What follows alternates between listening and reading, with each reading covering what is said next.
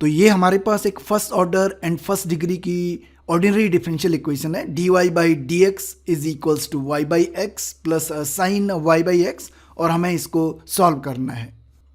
जब भी कोई भी differential equation d y first order first degree की इस फॉर्म में दी हो, some function of y by x, या हम उसको इस फॉर्म में रीराइट कर पाएँ, तो ऐसी फर्स्ट ऑर्डर फर्स्ट डिग्री की डिफरेंशियल इक्वेशन को हम बोलते हैं कि ये फर्स्ट ऑर्डर की होमोजीनियस इक्वेशन है।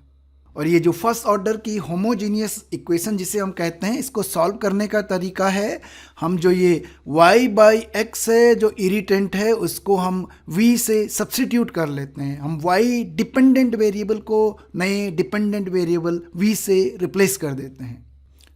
तो हमारा सब्स्टिट्यूशन है y by X equals to v, या जिसको हम रीराइट कर सकते हैं y equals to X multiplied by v। हमने y डिपेंडेंट वेरिएबल को एक नए डिपेंडेंट वेरिएबल v से रिप्लेस कर दिया।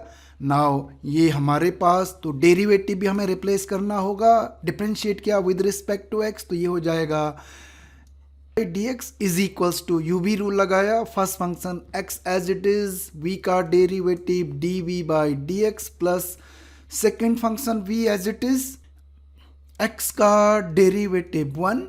गिवन डिफरेंशियल इक्वेशन में हम y की जगह x v लिखेंगे, dy बाई dx की जगह x dv by dx plus v लिखेंगे, तो ये डिफरेंशियल इक्वेशन बन जाएगी।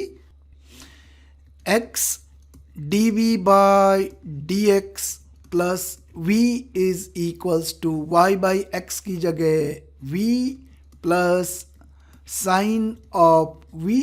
v से v कैंसल आउट हुआ, हमारे पास इक्वेशन बन गई x dv by dx is equals to sine v। इस इक्वेशन को हम रीराइट कर सकते हैं, ये बन जाएगा 1 by sine v dv is equals to dx by x, और ये फॉर्म हमारी बन गई separable form. Left hand side में exclusive function of dependent variable v, right hand side में exclusive function of variable x. In fact जब भी कोई फर्स्ट ऑर्डर की होमोजीनियस इक्वेशन है, तो ये जो y equal to x v substitution है, इसके बाद वो डिफरेंशियल इक्वेशन हमेशा सेपरेबल डिफरेंशियल इक्वेशन बन जाती है।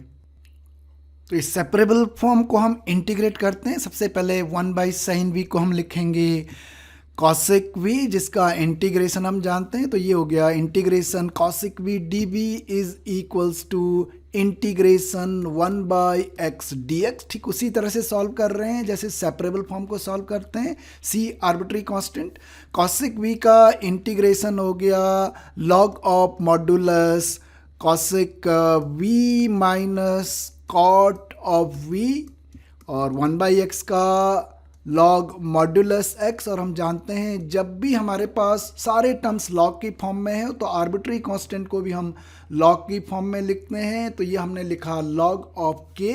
राइट हैंड साइड में हमने लॉग की प्रॉपर्टी लगाई, log m plus log n होता है log of modulus x multiplied by k। Left hand side में लॉग का फंक्शन, राइट में लॉग का फंक्शन, एंटी लॉग हमने लिया, तो ये हमारे पास बन गया cosec v minus cot of v modulus is equals to k multiplied by modulus x। Positive value Lee modulus की और k को रिप्लेस किया स्टैंडर्ड नोटेशन c से, जो स्टैंडर्ड प्रैक्टिस है, और हमारे पास सोल्यूशन आ गया cosec of v minus cot of v is equals to k multiplied by x। पर v तो हमने अपनी तरफ से लिया था, किसके लिए? y बाई x के लिए। तो फाइनली हमारा सोल्यूशन होगा cosec y by x minus cot of y by x is equal to arbitrary constant c multiplied by x। तो ये हमारे पास सोल्यूशन हो गया उस डिफरेंशियल इक्वेशन की जो इस फॉर्म में थी dy by dx is equals to some function of y by X और जिसको हमने स्पेशल नाम दिया था फर्स्ट ऑर्डर की होमोजीनियस इक्वेशन।